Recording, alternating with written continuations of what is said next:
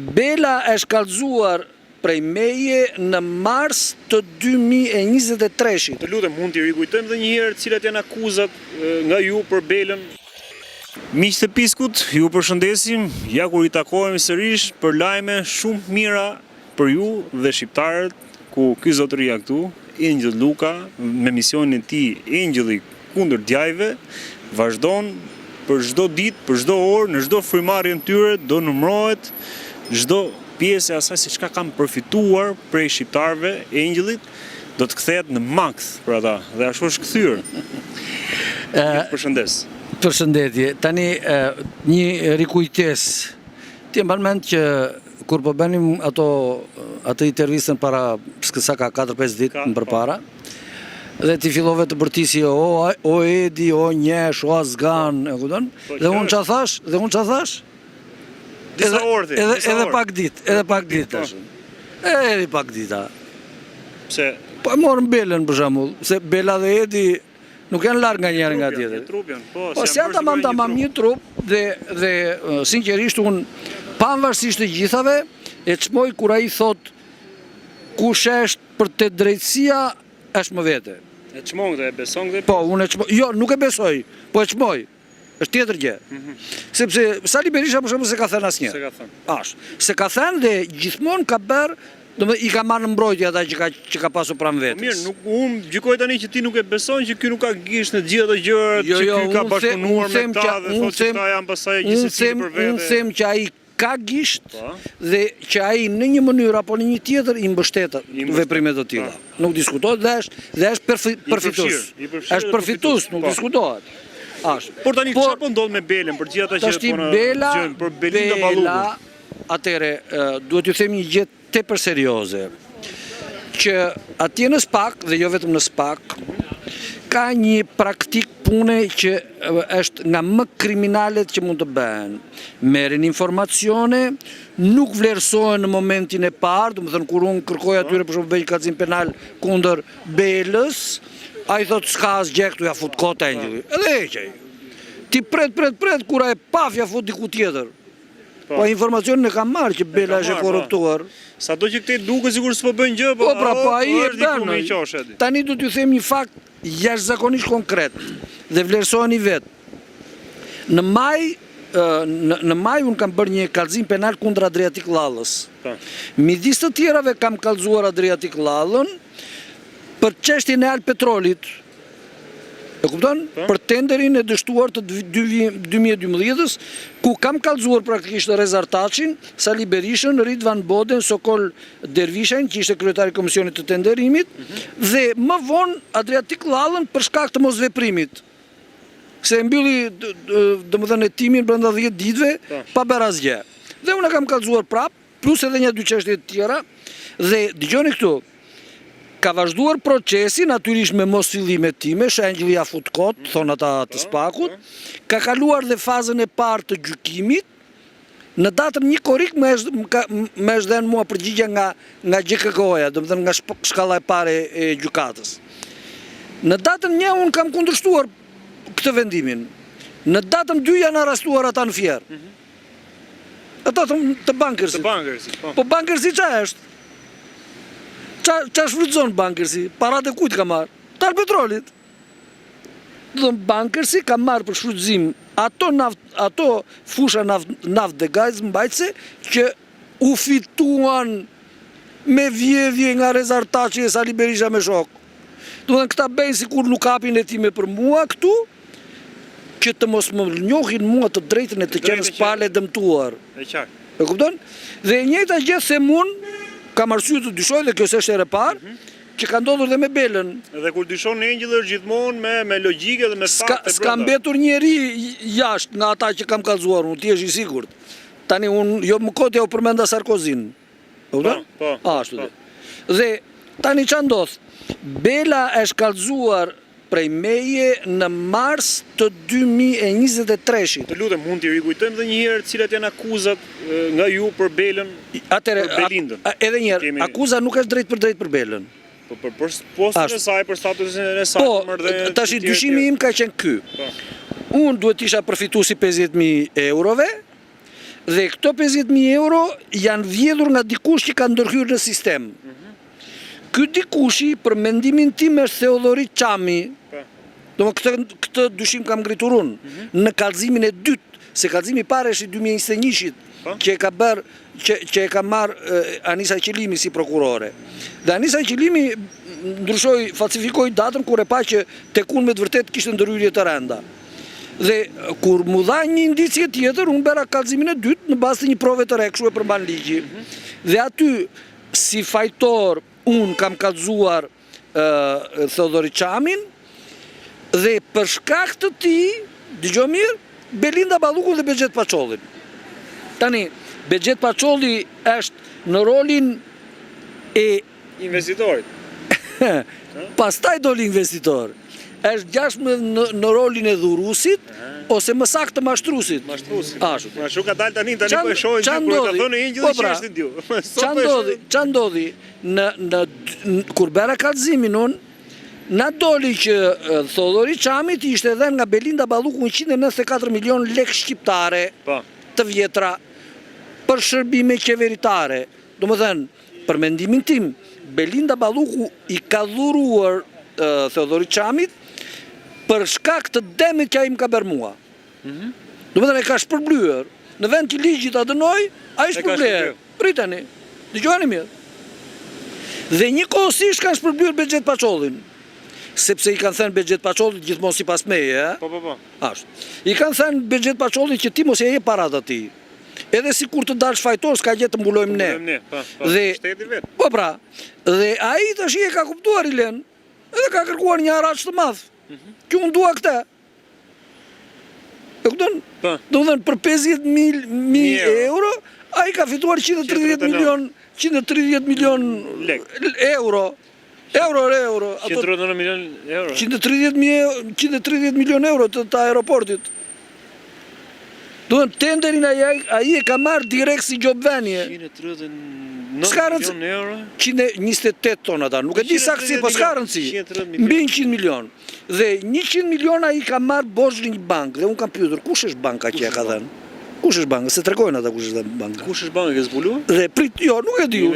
Po unë di këtë për shkakun që të tërë aparat që ka vjedhur bankës, i ka transferuar nëpërmjet Raiffeisen Bank. Aty. Tash Raiffeisen Bank e ka zuar Kristian Kanakaris. Kanakaris. Ashtu dhe. Dhe Kristian Kanakaris unë kam kallëzuar që këtu e të paktën 2011-ën. Jo, më fal, 2013-ën për qenë saktë. Ashtu dhe. Dhe ky është personi që Edi Rama e mbure ngre që ky investitor i madh po bën të mira të mëdha në Shqipëri, ai vjedh me të katra duar. Do të thonë ai vjedh miliarda. Këta e marrin kështu, domethënë tipike që të tërë ata që unë i kallëzoj, këta i mbrojnë. I ngrejnë najer. E kupton ti? I mbajnë najer. Pastaj Se s'pem tani çfarë të dhumbacia dhe budam. Mbrojnë tani. Ky Rama për shkakun që dërzoi te Belinda, dërzoi të tjerët. Nuk e kuptoni juve që Rama e ka zgjuarsin që i lëshon para se të bjerë dhe vetë. Para se ta marrë me vetë. Vetëm tani, s'ka më. Po tash ai ka plot zare që mund t'ju lërë dobi 6 dorë. Pa ata më fal për shpreh. Dëgjoj këtu që ta them shqipun, ata janë të tërë budallënj. Më falë se do ta them kështu, sepse ata e kuptojnë që kur bëjnë veprime kriminale dhe kujtojnë se ai do t'i mbështesin, ata duhet të kuptojnë që kur bëhet puna për vepra penale, ai thot troç, dhe prandaj theshun, themun që e vlerësoj faktin që ai thot, nëse jep me drejtësinë, mbet e vetëm. Ata duhet të tregojnë zgjuar që kur vete puna atje, ashtu dhe ai është gati. Gati është edhe ai. Po ne tash do flas. Nuk ka tjetër. Belinda ishte e fundit, le të themi, nga ushtarët e Ramës, që kishin Ramës. Ai mendja e tij funksionon në mënyrë kriminale. Ka marrë tani diellën. Të tërë këta ç'a shikon ti rreth e rrotull, ai në një mënyrë apo në një tjetër do jetë i detyruar t'ju lërë dobi 6 dorë. Tani çfarë ndodh me Belindën për ta përmbledhur me atë si çka, jo kjo si çapo që kemi thënë gjithmonë edhe që thua ti, por atë si çapo ndodh në publik që një njerëz, ç'a akuzë rëndon ndaj saj. Po praktikisht ajo është korrupsion. Pavarësisht se në gjuhën e ligjit njihet pa barazinë tendera. Po pa barazinë tendera për çfarë mund bëj njeriu? Po svitoj vetë. Po çfarë ta bëj ndryshe? Korrupsion. Po korrupsion, çka ka? Pavarësisht çfarë emri i vën këta. Ke ata të vettingut. Ti për shembull që thon e përjashtojnë prokurorin dhe thon se ju gjetën disa para të pa justifikuara, ç'do të thotë? 200 lekë, ç'do të thotë pa justifikuar? Korrupsioni ç'do të thotë? Gjobveni. Nga erdhën do? Nga erdhën do para. Do të përveç se gjobveni dhe korrupsion nga 100 milion euro. Tani, me që jemi këtu, një që e përmendëm. A do të shkoj s'pak, do të thrasi s'pagu?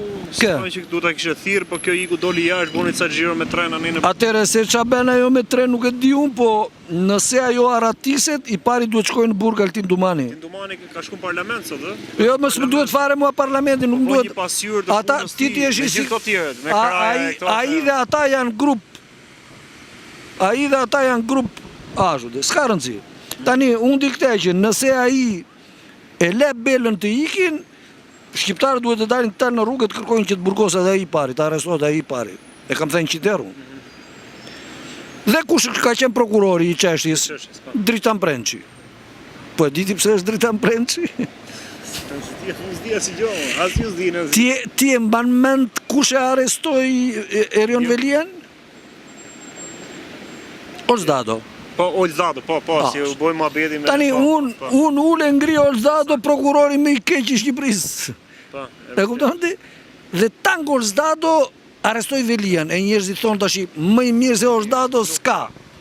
Po Dritan Prençi është pikërisht ai që duhet të bënte hetimin për Alpetrolin. Çfarë do të thosh me këtë? Njësoj ardiqun, kur e shikojnë që bllokohen nga një anë dhe dalin bllok, ata pafi japin mundësi atij që të ngrihet, duke bërë një vepër akoma më të mirë. E kuptoj e Ilenë? Për ta çuar lart, për thënë, ai mallështori, kjo. Ai mallështori, ai. Fillon për tasën gjithë. Un kam një audio përgjim, një audio regjistrim të një seance të 20 qershorit, për ato 400.000 euro, për ato 400.000 euro që ai i çoi në Durrës si hetim. Dhe po ta dëgjosh atë, me të vërtet kupton natyrën e tij të vërtet. Ai meket si del zëri kur përmend Altin Dumanin. Ai e ka frikë. Ka frikë? Pa asnjë diskutim. Bile e thot dhe trosh atëherë, unë se kundërshtoj do të se ka thënë shefi. Domethënë ai del, ka edhe firmën atje si prokurori i çështjes, pretendohet që prokurori është i pavarur, dhe ai deklaron në sallë që unë nuk e kundërshtoj do të se kështu ka thënë shefi. Një dele e bindur kështu. Por qa preti? A është profesionale kjo Angel që ose dikush i bindet me prokurorin? Prit se ka dy gjëra që njerëzit nuk e kuptojnë dhe për këtë fajin e kanë vetë ata që e interpretojnë, domethënë prokurorët dhe gjyqtarët. Gjyqtari dhe prokurori pretendohet në ligj se është i pavarur. Tash gjyqtari mund të jetë plotësisht i pavarur, sepse gjyqtari merr palët, debaton, shikon provat, shikon dokumentacionin dhe merr vendimin. Pik. Prokurori nuk mund të jetë i pavarur. Nuk ekziston. Prokurori është, si thua, prokuroria është si një strukturë ushtarake. Duhet të veprojnë në grup, duhet të bashkërendojnë veprimet kur ka nevojë, duhet të drejtohen nga dikush. Dhe ligji e përmban, rregulloja e brendshme e prokurorisë e përmban që shefi i prokurorisë duhet të shikojë materialin para se të bëhet vendimi. Duhet ta shikojë ai. Dhe nëse gjykon që nuk është bërë si duhet, brenda rregullit, brenda ligjit, duhet i thot atij që bëj prap, bëj dhe këtë, bëj dhe këtë. Bëj më të mirën. Bëj më të mirën. Edhe drejtuesit e seksioneve nuk kanë të drejtë të ndërhyjnë në vendimet e prokurorit, po e kanë për detyrë të japin këshilla. Do ta orientojnë, për atë punë janë ata. Përveç se do të bëjnë ndarjen e tash, ata edhe duhet të orientojnë prokurorin e çështjes në veprimet e caktuara sipas rastit. Tani për ta mbyllë, kemi çfarë themi tjetër më për Belën, do të dënohet, do të shkojë drejt. Tani dëgjoj një çik këtu. Vendit ku është Erion Velia, ku është Meta. Dëgjoj një çik. Ku do të jetë Edi Rama? Dëgjoj një çik këtu. Unë them që ata të tërë do marrin rrugën e drejtit që e kanë bërë trasen vet. E kanë bërë vet trasen ata. Ashtu. Se qysh, se tek, se nga do t'ju vi rufeja. A është fuqishme Belinda? Belinda, atëre kuptoni që askush nga këta nuk është i fuqishëm është ai që mban në këmbë. Dhe ai që mban në këmbë është personi huaj që i ka futur për të shfrytzuar shqiptarët. A thashë the popull. Domethënë, jo. Domethënë është këta janë të tërë të zhytur në tradhti. Praktikisht. Këta ju shërben dikujt që nuk është shqiptar. Dhe prandaj e iqen kështu të plot fuqishëm. S'ta bën gjë njerinë se kemi atë filanin atje. E kupton? Kështu më fal për shprehjen, thonë shkodranët dhe hapeshin që ta kuptojnë siç e do populli. S'ka gjë, hapeshin byllësh të tërë këta dhe vjen një ditë bau. Nga fiku, e mban mend Ilir Metën ti. Mbaj Ilir Meta pritur në për ministrira, në për kryeministrira, në për pallate mbretërore tjera, sepse kështu kujtonte. Duke i shërbyer një të huaj, ai ishte i paprekshëm dhe mund të bënte çfarë do të viste, të bënte të vriste tjerë. Shërbyer po të njëjtit? Jo të njëjtit. Dhe kjo është më e keqja më e madhe. Këtu të tërë të huaj që na iqen si miq, kanë kërkuar secili nga një copë. E kupton? Dhe Edi Rama ka pasur zgjuarsinë që ti kënaqi të gjithë. E kupton? Kush ka pasur më shumë prova fajësie për Edi Ramën apo për dikë tjetër, ka bërë shantazh më të madh dhe ka pasur njeriu më të fortë. Ky është rasti i Belindës. E kuptove? Edhe i të tjerëve. Edhe i vetë Ramës. Po tani këti pacollet ja futi Rama apo pacollet ja futa unë. Po më fal. Se nuk e kuptoni? Se ka dëgjoj këtu. Personi që ka sot në dorë hetimin për vendimin e formës prerë, procedimin penal për bankat, siç të kam thënë, është i njëjti person që ka pasur në dorë hetimin për Bexhet Paçollin dhe Belinda Ballukun. E kupton? Tashi ai do që të dalin i mirë këtej nga kjo anë, që kur me atë porosinë tjetër që ka bërë nga ana tjetër të quhet barazim. E kupton? Dhe ata po bëjnë çmos që të shpëtojnë njëri tjetrin këtë muaj. Kanë bërë namin që të shpëtojnë njëri tjetrin. Këtë muaj. Domethënë duke filluar që nga mesi shtatorit dhe deri tani ata kanë kombinuar gjithfarë veprimesh që të dalin të tërë palar ose të dalin palar këta vetë. Dhe çka ka ndodhur? Një, sepse këta kujtojnë. Ata kishin përgatitur që të mbanin 400.000 eurot, e diti historinë që ka vazhduar, me Mirela Zavalanin. Dhe çfarë ndodhe me Mirela si ka lajme edhe për atë? Mirela iku për lesh i themi në Shqip, në Shqip fare, po historia s'ka mbaruar sepse unë do ta kallëzoj penalisht, e kam kallëzuar dhe me që vetingu, domethënë komisioni i vetingut e nxori me 634.000 më fal, 634 metër katror pallat. Pron. Edhe me obore, me toka, me thetash, pasurie të shoqit. Policia dhe ime sa diun, po s'ka rëndësi, edhe kanë përjashtuar. Dhe vendimi formës prerë i kolegjit të posaçëm të apelimit është i vendosur në datë 24, domethënë ditën e shtunë, dhe i formës prerë, i menjëhershëm, bam. Ajo dorëzon çështën dhe ikën. Dhe unë gjyqtarit para 2 javësh i kam kërkuar që të shtyj seancën sepse ajo do të kërkonte përsëri konfiskimin e parave. Sepse tani ajo s'kishte më për të humbur. Domethënë seanca ishte datës 14, ajo do paraqite përsëri në datën 16. Dhe në datën 16 i thanë që vendimin do ta marrësh në datën 24. Dhe në datën 24 e rrëzuan përfundimisht, është jashtë sistemit komplet ajo, dhe unë automatikisht sot apo nesër pas nesër do t'i bëj kërkesën për arrestimin e saj. Sepse unë kam bërë 2 herë kërkesën për domethënë ka bërë kallëzim penal. Asaj dhe grupazhi tjetër që ka qenë. Deri në fund. Dhe për këtë do. Për këtë do, për të gjithë.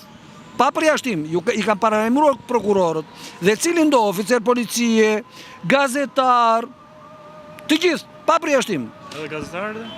Atëre, në gjuhën e ligjit quhet mbrojtje autorit të krimit, një, dhe mos tregimi krimit, apo detyrimi për të treguar veprën penale.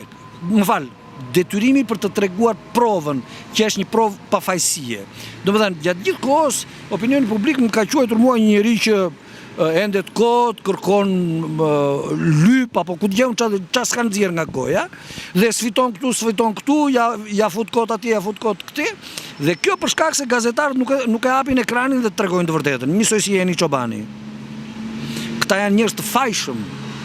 Sepse detyra e gazetarit është njësoj si detyra e policisë. Kur gazetari nuk e tregon atë që e di, dhe që duhet ta di publiku dhe që ka prova se është e tillë, ai është njësoj si një polis që merr djenim mbi një vepër penale dhe nuk vepron, apo një prokuror, njësoj është. E kupton? Dhe këta e kanë bërë, ata janë bërë mal atje, janë 10 prokurorë që kam kallzuar unë dhe që janë rrëzuar nga vetimu dhe unë prapë s'kam të drejtë. Ja fut kot ti thonë ata. A kena emër gazetari që keni çuar në të tërë dinë edhe prokurori që keni çuar në prokurori? Jo, nuk kam dërguar unë, po ja po ta them emrin e parë unë. Klodiana Lala do jetë e para. Dhe ç'është Klodiana Lala? Pa asnjë diskutim. Pse? Klodiana Lala ka mbi 5 vjet, mos gaboj, që merr në WhatsApp mesazhet e mia, me prova dhe i kam thënë si me mesazhe. Në WhatsApp i kam dërguar prova, i kam dërguar dokumenta, i kam kërkuar që të flasin, të botojë etj. Dhe ajo, jo vetëm që nuk i ka treguar, ja ku e kemi. Pa nuk e di se... Ja se nxjerrëm, prit. Një sekondë. Ne mund ta shikojmë? Nuk duket. Ne, se s'ka që e lexon ti. Atëre. Dhe këtu për shembull i kam shkruar gjyqtarja merr vendimin pa pasur dosje në dorë. E kupton ti, e kështu, domethënë janë një mori me mesazhe të dokumentuara. I shif ka mesazhe. Jo, duken mesazhet, ja dokumente. Duket që ka lexuar domethënë. Po, i ka lexuar të gjitha. Por çfarë, domethënë ti vetë ke dhënë informacione se çfarë. Po pra, dhe ajo duhet ta botoj. Si ka botuar? Po, duhet ta botoj, duhet të thrasin mua atje, t'ju thot publikut që Angel Luka më ka dhënë këtë. Po ajo që ka bërë, jo vetëm që nuk e ka bërë këtë, po kalonte aty rrugës e më thoshte mua, nxirr prova, s'ke prova. Dhe këto nxiten të tëra nga ata gazetarët që janë atje te Spaku. Të tërë të njëjtin zanat bëjnë. E kupton? Prandaj ata janë të fajshëm, janë pjesë e lojës. Dhe që të hidhemi te Mirela. Mirela u shkarkua përfundimisht dhe çështja është për gjykim, domethënë janë seancat për të bërë. Dhe unë do të kërkoj që përveç të tjerave do të kërkoj që seanca të fillojë nga e para, domethënë që nga data 19 janar kur unë kam shkruar policisë. E kupton? Dhe të thirren dëshmitarët dhe e kujt është paraja që është gjetur personit që i ka pasur këto dhe që unë pretendoj që kam të mjet dhe që këto para i pretendoj unë sepse i kanë ardhur nga dore Arben Ahmetajt. Dhe këta qëllimisht e lëshuan Arben Ahmetajn të fasin. Dhe qëllimisht po e lënë që ai të bëj propagandë kundër këtyre të tjerëve për të zbardhur veten. Domethënë janë ca zera të poshtrish në për Shqipëri që thonë atje në PS po han njëri tjetrin dhe unë them koka të hengshin se ata nuk e kanë kuptuar që kanë mbi krye një, më fal për shprehjen, ashtu siç është. Domethënë ai nuk po los me as për Shqipërinë, as për partinë e vet. Ai s'ka lidhje fare me partinë e vet. Ai domethënë merr njerëz dhe i emëron këtu dhe atje sepse ashtu i thon. Dhe njerëz çuditë, po nga doli emri filanit apo i filankës. Ai se ka iden fare. Domethënë atij nuk i duhet fare, ai do të mbaj pushtetin. Dhe nëse i thon ata që merre Belindën fute në filan vend, ai e fut kaq. Dhe kjo i ka dhënë maksimumin e pushtetit dhe të popularitetit deri tani, sepse ata që i thon kështu, ata dhe e promovojnë. Po kjo ndikon më për keq për atë? Në fillim ndikonte për mirë, tashti do t'i haj kokën. Tani do t'i haj kokën. Po, diskutohet. Njeriu që çat kam thënë para 2 vjetësh. Që është rënduar më shumë nga të gjitha, është Rama thua? Pas një diskutim. Pas është rënduar Belinda kaq, Velia kaq, Ilir Meta kaq. Ai 10 fishin të paktën. 10 fishin. Të paktën. Pra do ta haj më shumë nga të gjitha. E mban mend çat thash unë para 2 vjetësh që tash. Rama, o njësh, o mret. Kur bënim atë intervistën atje poshtë thash unë se mos japin kapakun e fundit të avionit. E shoqande. Jo, se e majt me kimeta dhe është i mirë. Ka bërë aq shumë ai sa ata si a gjenë do të anën me. E kupton ti në kuptimin që mërzitesh shumë nëse ti nolte jo. Po e futën në arrest edhe ti thon prokurorët fol për këtë, fol për atë, ai s'ka fund. Ai si një mos fol më keq për ti. Oj dira më njësh, o mret. 1001 prallat e dimrit. Ashtu është ai. Kalem për ta mbyll, kemi gjë për Mirela, kemi edhe ke Elsa. O Elsa tani. Unë kam dëgjuar një lajm sot, besoj që lajmi është i vërtet, sepse ata që ma thanë nuk e dinin fare se çfarë kisha unë me fjalë. Ata e njohin shumë mirë, e kupton? Dhe janë njerëz të brendshëm. Me është thënë që Elsa Mia nuk është me prokurorisë Tiranës, po është inspektore në Inspektoratin e Lartë të Drejtësisë. Dhe kjo punë duhet të ketë ndodhur këtë javë. Këtë javë, domethënë pak ditë. Pikërisht këto ditë unë kam ripërsëritur kallëzimin penal që para 3 vjetësh e kishte në dorë Elsa Mia. Pikërisht në nëntor të 2022-shit, Elsa Mia ka marrë një kallëzim penal që unë ja kam drejtuar komisariatit nëmër 2 dhe që në dorë ka pasur Shkëlqim Duka. Ai që vrau me snajper atë Shiksin.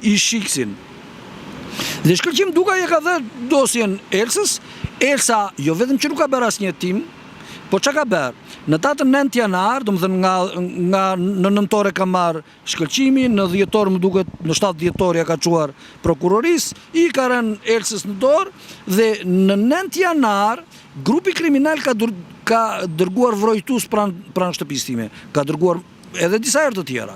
Po në 9 janar e kam fotografuar unë. Dhe atë fotografia kam çuar Shkëlqim Dukës. Dhe Shkëlqim Duka pa hijen e dyshimit për mua ja ka çuar Elsës. Dhe Elsa çka ka bërë? Ndërkohë që vazhdonte ta kishte dosje në dorë pa veprime pa asgjë, çka ka bërë Elsa Mia? E ka mbyllur dosjen dhe e ka deklaruar sikur e ka mbyllur në datën 9 janar. E ka mbyllur në shkurt. Po e ka deklaruar. Po. Ja, ku e ke? Lexoj vet. Ja. Ja dhe personi. Ashtë. Ky personi është marrë tek supermerkati që është ngjitur përballë shtëpisë time, domethënë 10 metra. Po, ky shikon këtu ti. Ky këtu. Ky është ushtarak i trajnuar, ë? Jo. Po, është ushtarak i trajnuar. E kupton, bile ka qenë edhe me misionin në Afganistan. Nga ndiu duke, sigurisht. Po pra, dhe ky zotëria ka ardhur atje, se më njeh shumë mirë mua dhe ata e kanë nisur kastile për veprime agresive kundër meje, se kanë nisur kot. Dhe me të marrë këtë, kjo në fakt i ka dërguar i është çuar përveç Shkëlqim Dukës, i është çuar dhe një personi tjetër, që s'po e përmend në kështu, dhe me sa duket ky lloj presioni ka detyruar Shkëlqim Dukën që t'ia çojë Elsës, dhe Elsa çka ka bërë?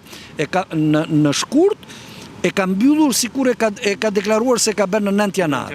Unë e kam kallëzuar Elsa Mien, kam kallëzuar Edvan Veçanin, gjyqtarin, që kanë pretenduar se Angjeli ja fut kot, shikon gjera kot ky. E kupton ti? Tani, unë jo vetëm që nuk shikoj gjera kot, që di njerëzit tërë me emra, po i kam çuar dhe fotografin prokurorisë, të pronës, 700 metro katror, ndërtim brenda 4-5 muajsh, që minimalisht bëjnë diku te 300 milion lek. Ai vetëm, po grupi ka përfshirë disa persona, ndoshta me 10-ra, dhe ndërtesa e këtij nuk ka qenë e vetmja. Vetëm në atë periudhë janë ndërtuar 4-5 ndërtesa në rreth 50 metro rreze. Domethënë, ishin të tërë persona që kanë marrë parat në dyshimet e mia nga Raiffeisen Bank. Tash i dëgjoj tjetrën. Raiffeisen Bank, domethënë vrasja që ka bërë Shkëlqim Duka me snajper, ka ndodhur në datën 13 nëntor të 2024-s. Në 15 maj të 2024-s unë kisha marrë tashmë vendimin e formës prerë. Ku Kristian Kanakaris duhet ishte në burg, direkt. E kupton? Duhet regjistrojë vendimin, duhet shkonte në burg. Po prokurorët nuk lëviznin nga vendi. S'ka rëndësi, në nëntor unë i bëj një letër, domethënë i dërgoj një mesazh bankës Raiffeisen në Vjenë, domethënë qendrës. Dhe ata më përgjigjen që më thonë që mua ne nuk veprojmë dot se banka Raiffeisen në Shqipëri është deg më vete dhe është e pavarur për veprimet e saj, dhe është përgjegjëse për veprimet e saj, por ne do t'ja çojmë sinjalin. Dhe ata ja çuan sinjalin dhe në datën 5 Raiffeisen këtu më përgjigjet që ne po marrim verifikim ankesën tënde për këtë gjë. Dakor? Në datën 5 dhe në datën 8 Shkëlqim Duka ka filluar tentativat për të vrarë atë tjetrin. Në datën 8, 3 ditë më vonë. Dhe tashti këta të policisë nuk e dinin fare që ç'lidhje kisha unë me Shkëlqim Dukën, se s'do ta kishin arrestuar ata. Me bankën dhe për vrasjen e Po pra, edhe një herë. Ky që kam kallëzuar unë që të thash që ka bërë atë ndërtimin që unë të thash 300 milion lek afërsisht, është edhe ai Shiks. Edhe i Shiks. Po, edhe ai oficeri i Shikut. Po, saktë. Edhe ky oficeri i Shikut. Çfarë dinte ky? Janë shumë personat e Shikut që kanë marrë para nga Raiffeisen dhe nga bankat e tjera. Janë shumë. Krerët pas një diskutimi, po edhe deri në nivel fundor. E kupton?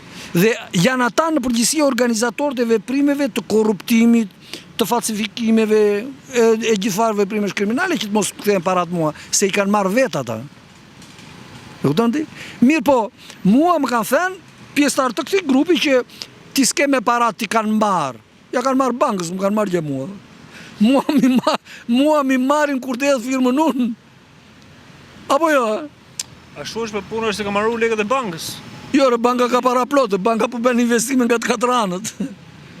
Qysh bën investime? Ti marrësh lekët e një? Po 1 miliard % sigur, nuk e di, më duket numri i vogël ky 1 miliard %. Do të them në një numër më të madh, po edhe kaq mjafton. Ça flisni juve? Ta shikojnë ëndrën më sy hapur erdhiçun. Ata e kanë marrë vesh gjithë bota. Pse ju kujtoni kot se ikte në burg Nicolas Sarkozy, super presidenti ikte në burg? Ato mund të futen në burg, po të kthejnë paratë se Se s'ben. Po i thotë të futa në burg, për shembull. Jo, dëgjoj këtu. Ti duhet rasti Ilir Metës, për shembull, rasti Erion Verijes për korruptim, rasti Belindës tani prapë. Atëre mos i ngatroj. Do të kthejnë të ardhurat që kanë bërë korruptimet, aferat. Tjetër parat që kanë marrë nga shteti, dhe shteti natyrisht ju merr pronat që kanë, merr shteti, ja u le. Deri në kokrën e fundit të lekut. Tak. I jeth mes rrugë. Shteti po të doj flas. Po të bëj ligjin. Kështu që tjetër gjë. Dhe tjetër gjë prona private. Prona private. Tash në pronën private siç ta kam thënë edhe më përpara. Për pronën e shtetit 20 milion lek të vjetra e lartë quhen krimi rand. Domthonë dëm i madh për shtetin. Për individin 10 milion lek e lartë quhen krimi rand me fjalë. E kupton? Dëm i madh. Tani këto kanë bërë dëme në miliarda. E kupton? Dhe unë nuk po i futem atyre, po unë do të them një gjë aty. Të gjithë prokurorët pa përjashtim, edhe sikur të mos jenë të korruptuar, edhe sikur të mos kenë para, domethënë ata kanë marrë të diskutohet, po që të dukshme me fjalë, që t'ju provohet. Unë vetëm me faktin që ai ka marrë në mbrojtje një autor vepre penale, unë kërkoj 10 milion lek të vjetra. Nëse ka marrë 3, 30 milion. Nëse ka marrë 30, sa i bjen 900 milion. Kështu thot ligji. E ka ligji dhe kështu? Po e ka ligji. Dgjoj, nga goja ime nuk do të dëgjosh asgjë që nuk e ka ligji. Për më tepër unë do t'i them pasaj atë tjetër që e din shqiptarët. Shqiptarët e din shumë mirë historinë e Francesco Becchetit. Apo jo? Për një fjalë goje Francesco Becchetti i mori 110 milion lek, domethënë donte ti merrte. 110 milion lek shtetit shqiptar. Tani, dhe unë ta kam thënë 100 herë ty. Ë? Si e mori? Po ishte në burg, duhet të ishte në burg, bra. E kanë arrestuar duket. Nëse e kanë arrestuar, mos diskutohet. Normalisht ai duhet të ishte arrestuar. Shteti ka këto lidhje të tjera që po pra po. Me shtetin tjetër. Po, mos diskutohet. Atë nxjerrin një kleshë Ore, ne ke përshesh nga shteti shqiptar. Ne, po. Se ky do të më na morën këto lekë. Jo, ne kemi një marrëveshje të jurisprudencës, bile këta të gjykatës lartë hynë dalin atje te gjykata e kasacionit e Italisë dhe kanë marrëdhënie shumë të mira në zbatimin e ligjit të drejtësisë e tjera. Dhe ne kemi një pakt që nëse del një vendim këtu, ata atje duhet ta respektojnë. Nëse ata nxjerrin një vendim këtu siç e diti, për shembull i kërkuan nga drejtësia italiane, del policia shqiptare i arreston dhe i ekstradon. Dhe prandaj unë me që do kthehemi, unë kam kërkuar ambasadës italiane që të na bien këtu Adriatik llallën. Dhe qëllimisht ja kam shprehur qartë që duhet ta bien sepse duhet të respektojnë autoritetin shqiptar. Përdesa është dënuar nga një gjykatë shqiptare, nga të tëra shkallët pa përjashtim, ai është dënuar dhe ai duhet vi këtu të vuajë dënimin. Ato 2 vjet që është ashtu. Marrja në mbrojtje atij është një minus i madh. Duhet t'i konsideroj një minus i madh për marrëdhëniet Tiranë-Rom. Po e themi kështu. Dhe që të thash për këtë Elsa që nuk ka bërë timin dhe tani që unë kam përsëritur kërkesën për arrestimin atyre e atij grupi dhe sidomos të këtij shiksit, Elsa çka ka bërë? Ata me që Elsa tash i ka dalë fare zbuluar, e kupton? Dhe Elsa është kallëzuar prej me edhe për nenin 77 kodit penal, që është vrasje për shkak të një krimi tjetër. Domethënë, për mua vrasja që ka bërë Çimduka ka qenë për shkak të një krimi tjetër, domethënë për shkak të vjedhjeve në Raiffeisen. Por të mulu një krim tjetër ka bërë vrasje tjetër. Po pra. Do në dy krime. Po pra, kanë zhdukur ata për të mbyllur gojën të gjithë të tjerëve.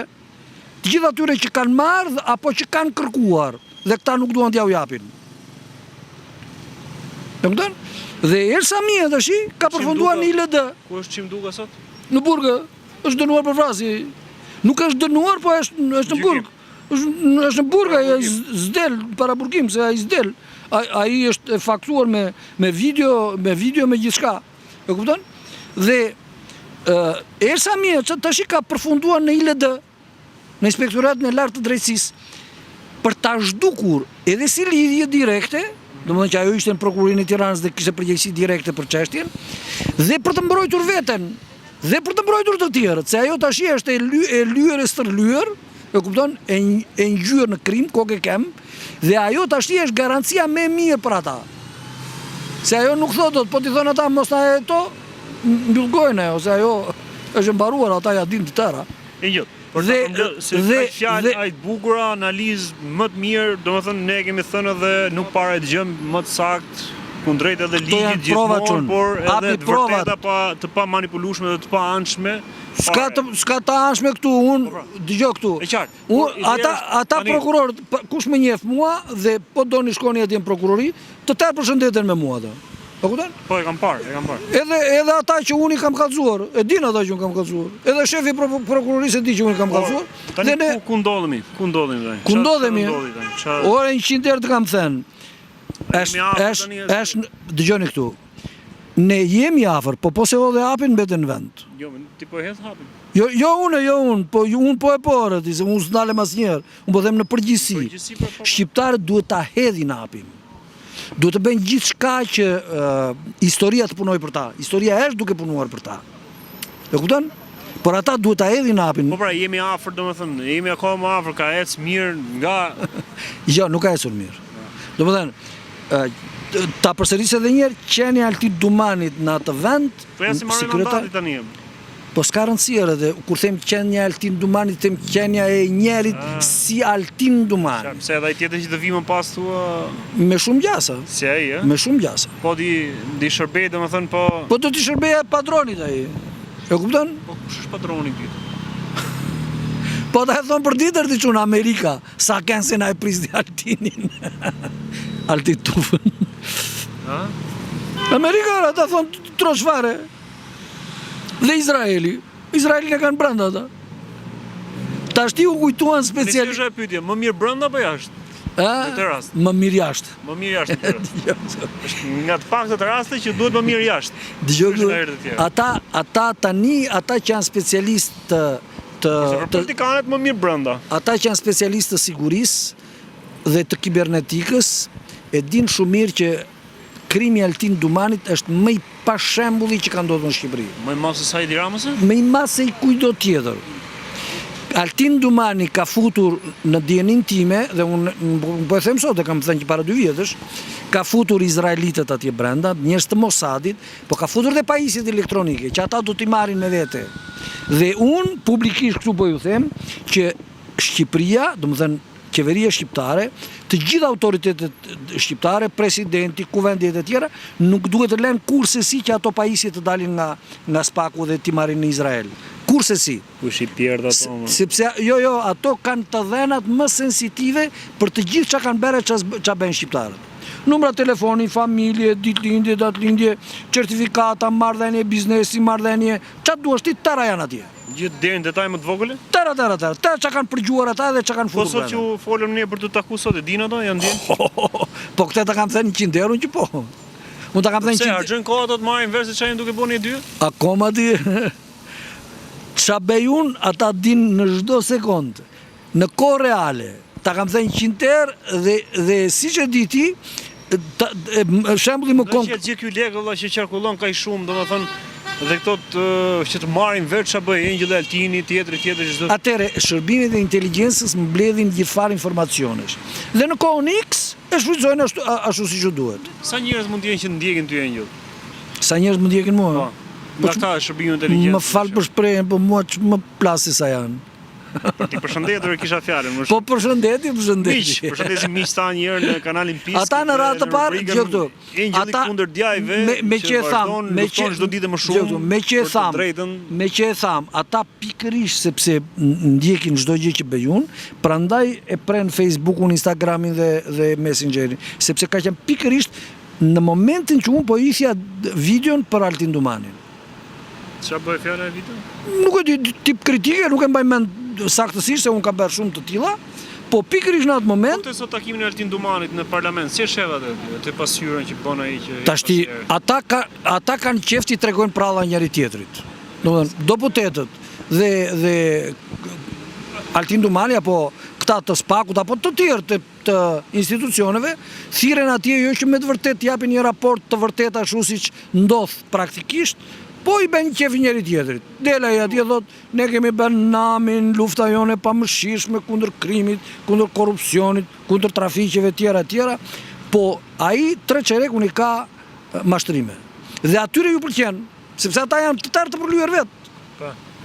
Si t'ju thot ai atyre që nesër unë do të vi këtu në derë t'ju arrestoj juve? S'shkon ai muhabet. Nuk shkon ti. Më mirë të bëhet. Më mirë të bëhet nëse do kërkojmë ne që të bëhet më mirë. Po, tamam kështu e tha. Kërkoni që të bëhet mirë dhe jo të kërkoni nga shtëpia. Me diellën nuk lidheni dot ju, e ka marrë Edi në xhep.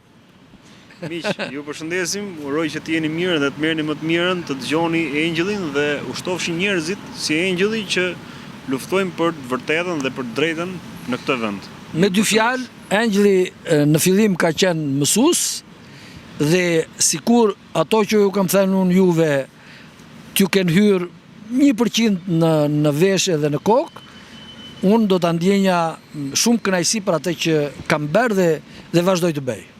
Ndjehesh i vlerësuar. Ndjehem goxha i vlerësuar. Që sa do pak njerëz të fillojnë të dëgjojnë zërin e së vërtetës. Dhe zëri i së vërtetës jo sepse unë po e reklamoj këtu si zëri i së vërtetës. Hapni letrat, shkoni në prokurori, në polici, në gjykat, hapni letrat, shikojeni me syrin tuaj, mua s'më tremb asgjë. Engjëll, falenderoj. Ishe kënaqësi. Gjithashtu. Përshëndes. Miq, ju përshëndes.